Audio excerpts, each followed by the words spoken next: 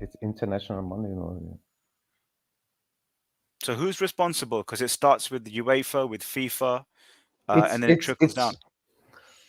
it's it's the governments and the FIFA. Obviously, the FIFA is corrupt in itself, right? With so many presidents before as well, with Blatter, with Infantino, you know, nothing changed.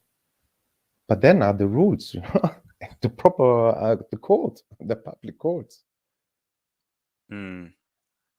What are the rules? Because the rules are FFP, financial fair play, and the rules are universal to all the I leagues. think you can't. There's a certain percentage you can't spend over your revenue earnings, like Correct. 120, Correct. Yeah. Yeah. 120, 130%. Yeah. And So you know, let's take a one deal from PSG. There was one deal, a sponsored deal for 1 year, and they sacked in 120 million. Guys, Inter Milan is praying to get a sponsorship for around 18, 20 million for that size. It's absolutely outside, and that for a duration of 4 or 5 years or something, not for 1 year. And they got it from Emirates Fly, whatever airline they got it. But those are the kind of, they may seem all right on paper, but i- i- it's out of reality, you know. but what I would say, and Dams, as a Chelsea fan, you know all about finances coming in from an investment, big finances coming in from investment. I mean, Chelsea is a great example of a club which received major investment, major loans, whatever you want to call it. Let's just call it funding for now, because it might not be an investment. Because at the end of the day, Roman left, and he basically cut his losses. But let's just talk about the money that came to Chelsea Football Club. That was in 2012. When was it? What the takeover from Roman? Abramovich. Yeah. It was 04, wasn't it? I Oh, believe oh 04. four. Sorry, 04, I'm yeah, thinking of yeah, Man City. I'm thinking of Man yeah, City. Oh, yeah. Man City Abram- was yeah, Abramovich was the first man in the Premier League to bring that kind of international finance and funding. At that time, I don't believe there was major FFP in play, so it was a very open market. And as a Chelsea fan, this money's come in. You've seen it, transform your club from, I don't know where Chelsea were, a top four mid-table-ish, team. top four, yeah, Yeah, sort of in that sort of bracket of European, like top six, top eight, and then they went into championships. They became a champion, and then you won the Premier League and etc. So, what I'm trying to get at is, do you hate the player or do you hate the game? Because the player will play the game, and the game has to sort itself out. So football itself is a game, it's a sport, right? But there are people in charge at the top, UEFA, FIFA, that make the rules, right? But Chelsea didn't do anything illegal, right? Money. yeah,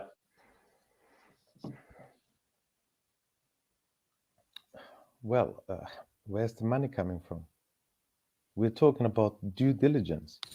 yeah. It's coming from obviously whatever Roman's sort of done in the past in terms of how he's sort of earned that money, any consortiums he's been a part of. Obviously, there's doubts over how the money's been sort of transformed and raised. Even with the Newcastle owners, there's Of course. doubts over how they sort of earned their money as well. But with regards to like hating the game or hating the player, I think it's a bit of both at the same time because I think the initial rules of what FFP is and the initial rules of what should and shouldn't be allowed, I think is the problem in the first place. Because if an owner wants to build a dynasty at a football club and wants to build success, then who is anyone to say that they can't do it with that amount of money pumped into the club? Like, say if a perfect example is obviously Sheikh Mansour and Roman Abramovich, if they want to invest all that money into players, facilities to become the best in Europe, even Real Madrid, then who's to say that they can't do it with the rules that are set in place? And if there's a cap on the rules, then obviously fair enough. Then I don't think they'd obviously breach that in any way. But if Then, they're if they're then, being allowed to, then yeah, then you're shouting for the Super League yeah, that's what it because is. That's why it's not obviously, sustainable. It's not sustainable for Salernitana or for Bochum or Wolfsburg or for yeah, Toulouse. It's not sustainable. It's not a business anymore. They can't compete then because then you will have those Paris, Madrid, Barcelona, Milan, Roma, But just Alex, about Alex, isn't London. football just become an investment vehicle? Well, Isn't that's it the thing. just an That's the investment vehicle thing now? where the government has to take as a position, and that's what I'm saying. The German have taken a position. So if we talk about the Italian, so the Italian, for example, there are only 2-3 leagues who own a stadium. So they're completely not sustainable because there's a big revenue stream missing out. That's the reason Italy has been lacking the last 30, 40 years. Because we don't have that perfect a la Deloitte, as Deloitte said, the perfect football revenue model is Bayern Munich. 1/3 merchandise, 1/3 TV rights, and 1/3 stadium on the match day. Mhm. And Italy doesn't have that because the cities own the stadiums. Inter and AC Milan have been talking over 20, 30 years for a new stadium since I've been a little boy, and they still didn't get it. So for the foreign investors, going back to your conversation, why Italy is not attractive. They're not Yep. going to Italy. Yep. They're just some American nostalgic Italians who are buying Fiorentina left, right, and center, but Mhm. they're not nothing compared to the Premier League investors. It's the Yeah, players as well, I think. Just Mm. regard to like the players and the quality of managers as well. Like in the past, we saw with about the classic Barcelona teams and Real Madrid teams where they'd always sign the best managers, the best players, and I think that's now moved on to the Premier League in terms of money as well. Like we're Yes, seeing money these big was players. in the 90s. Money was in Italy back Yeah, then, yeah. but Back now then, yeah, it was. Yeah, it went out of proportion.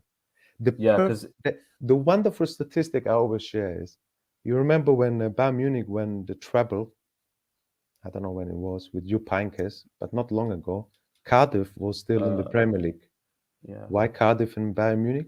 Cardiff earned more money than Bayern Munich winning a treble, and they're relegated. parachute payments, isn't it? Yeah. Yeah, it's just that I think that's where it's for, because you see with teams like in the past, Fulham and Norwich, for example, they would take those parachute payments. They'd happily accept going down straight after coming back up. But just on my point before about the players and stuff, like you see with clubs like Newcastle, Villa, Brighton, um, Fulham as well, they're signing these top quality players from these teams as well, and they're obviously getting better as well. So there's, in terms of attracting interest, there's interest from those so-called smaller teams at those clubs to sort of excel and succeed. And we've seen with this season how well Brighton, Villa, Fulham, Brentford have done this season with regards to expectation. Newcastle as well, signing these quality players that will elevate them, and that's why the Premier League's now sort of become who's going to finish in the top 10 rather than who's going to finish in the top 4, because it's literally could be anyone. That remembers me an interview from the agent who took over, the lady who took over from Mino Raiola. She said the scene completely changed the last 3-4 years. Back then you were saying, no, I want Barcelona, I want Bayern. Now it's Premier League. It doesn't really matter which one. Just bring me even over. managers, even Yeah. managers. Look at the managers coming to these mid-table teams. Lopetegui, Wolves. We've seen with Unai Emery going to Aston Villa. These are Exactly. top managers, man. Tottenham might get the ex-Spanish coach. I forgot his name. The guy who just retired from Enrique? Spain, Enrique. Yeah, these are top managers, and they're coming from Europe to the Wow. UK. They're coming to the Premier League. I mean, I say like UK is not in the Europe, but you know what I mean. They're coming to the UK, and I think I have to say it's quite sad watching. Look, I'm not complaining as a Tottenham fan, but at the same time, I look at European clubs and I think the fact that they're not competing in the transfer window with 70% of the signings, I think is quite sad for football. And I think competition is a great thing in anything, in sport, in business, in so many in life. You need competition, and it feels like the Premier League at the moment is getting away with murder with the money that's coming in, whether it's money laundering or We're the not government playing. We're not turning playing around. all the same with No, the same resources. That's no.